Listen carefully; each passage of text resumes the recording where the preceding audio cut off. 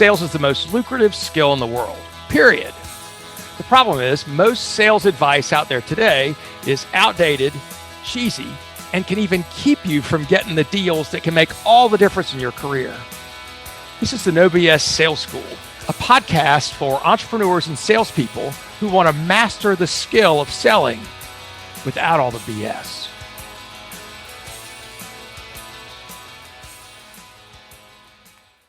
Welcome to the No BS Sales Podcast. I'm your host, Walker McKay. I am so excited. We're heading into one of my favorite times of the year. I love the fall. I love Thanksgiving more than Christmas, although who knows, this year may be better. But this is the time of year, and I refer to this as National Screw-Off Month. It starts the Wednesday before Thanksgiving, so it starts today, and it ends about the end of the first week in January. So this month ends up being about 6 or 7 weeks long. And what a lot of salespeople say to themselves is, well, nobody's doing business this time of the year. Nobody's buying what I'm selling. Nobody wants to talk to me. It's the holidays. So there's no reason I should do any work. No reason I should pick up the phone and call anybody because they're going to be busy and say, call me after the beginning of the year. So I might as well just do nothing. And so while this may not be your conscious thought, a lot of people, it is their subconscious thought. They're like, I'm not going to do that, right? So here's what I'll tell you. Here are 3 steps you need to take starting immediately, starting on the Wednesday before Thanksgiving, starting over the Thanksgiving weekend, and starting next week. 3 things you need to do so that not only will you not participate in National Screw-Off Month, but it'll probably cause you to make some sales that you would not have made otherwise. And I guarantee it'll make your first quarter gangbusters, right? 3 things, and I think you need to do all 3 of them. So here is number 1. You need to get a list of 50 ideal prospects. Prospects are people you have not done business with yet, right? 50 ideal prospects. Get a list of them, names, phone numbers, email address, whatever it is, and have that list created on a spreadsheet wherever you would do it so you could pull it up and it doesn't take any thought, right? So first thing, research, get the list. Have that done by the Monday after Thanksgiving. So get your list done. Here's your goal. I want your goal to be to reach all 50 of those prospects by December 31st. Have your goal be to reach all 50 and see if you can set appointments with them by the end of December. Here's the deal. The honest to God truth is you probably won't get through, maybe you'll get through to 25 of them, right? And of those 25, maybe you'll have appointments. You'll set appointments with somewhere between 5 and 10. Think of what a difference it could make in your fourth quarter and in your first quarter if you have 5 to 10 solid appointments with people who want to talk to you about what it is that you do. Play the long game here, right? Think about the impact of your calling on people and having meetings this time of year to talk about what they've been doing, what their plans are for next year, what they like about what's been going on, what they don't like about what's been going on. Right? To find out their opinions about how their business is going and how they could use help from somebody like you. Don't go in to tell them, go in to ask them. Come up with your list of 50. Make it a goal by the end of December that you will have reached out to all 50 and had conversations with, call the number 25. And try and set appointments and see how many you get. My guess is if you're doing this thing even fairly well, you can set between 5 and 10 appointments between now and the end of the year during this busy time when nobody's doing business. The reality is oftentimes there's not a better time in the world to reach out to somebody now because their business may or may not be slowing down. Other salespeople aren't calling on them because it's National Screw-Off Month. So nobody's calling on them. So get busy with that.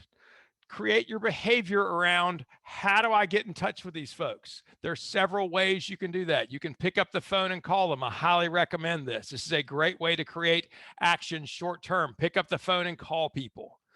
Number 2,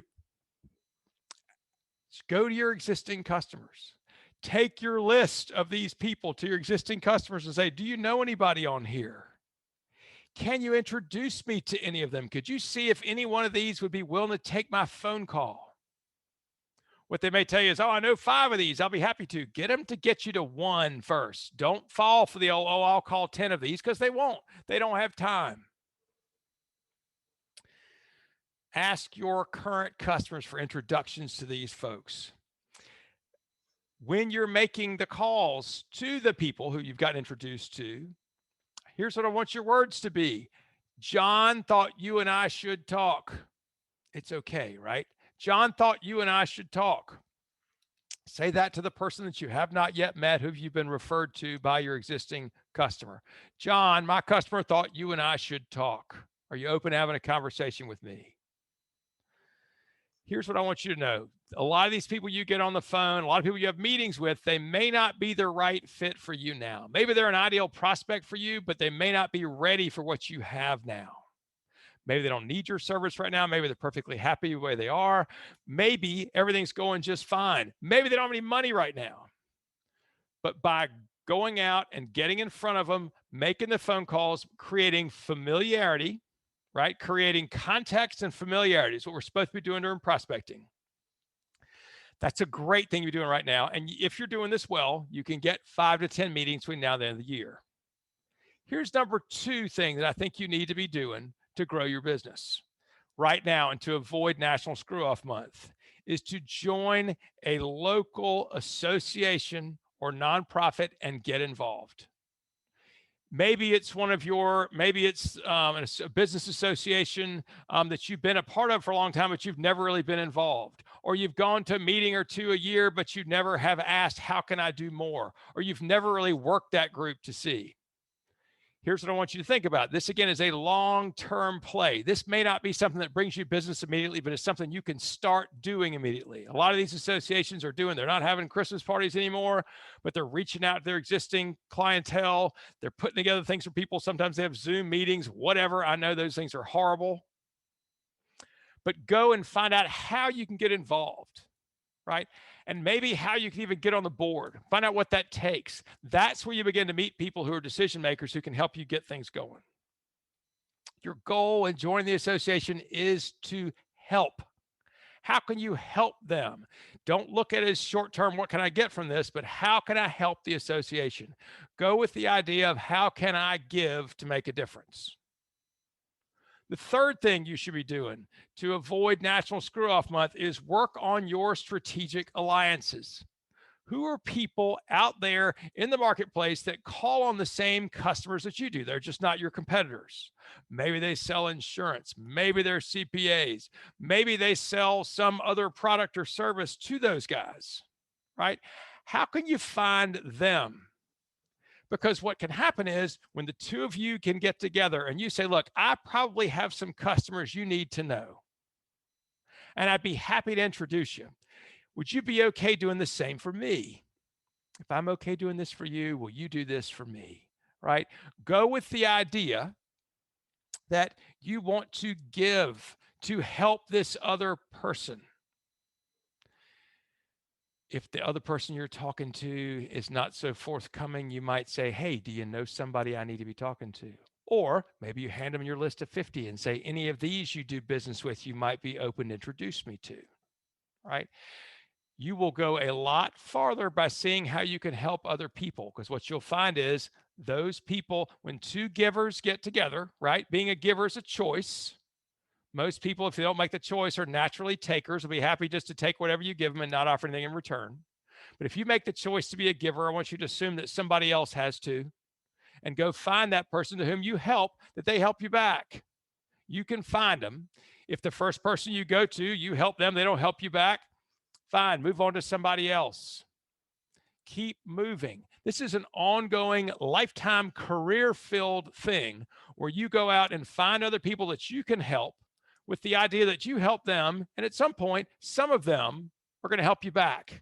It costs you nothing to help other people, and it can reward you tremendously, if nothing else, with karma, right? Don't you wish the whole world were wired and that people are looking out how to help you, right? So we got to lead that with ourselves. So avoid National Screw Off Month. This is a great time of year to get stuff done, especially now. You probably won't be as hungover because you're probably not going to as many Christmas parties, right? You're probably not going to be seeing as many people either, right? So, in order for you to be relevant and to stay relevant, get on the phone. Identify who 50 ideal prospects would be. Make it your goal to get in touch with all 50 of them and see how many appointments you can get. Join an association, some kind of business association or a nonprofit. See if you can get on the board. See how you can help them. That's a long-term play to building your business over the long term, right? And to build some great relationships that can help you. And the last thing, work on your strategic alliances. Reach out to people and say, do you have somebody in my business who refers you business? Are you okay if I try and help you with that? Right? Maybe you can help me too. Most people will be open to that. Now, what I don't want you to do in the last part is just assume people will help you back. Say, hey, listen, if I'm okay helping you, will you help me? Then you can see the genuine nature in which they go after that. If they're not genuine about it, then chances are you need to find somebody else.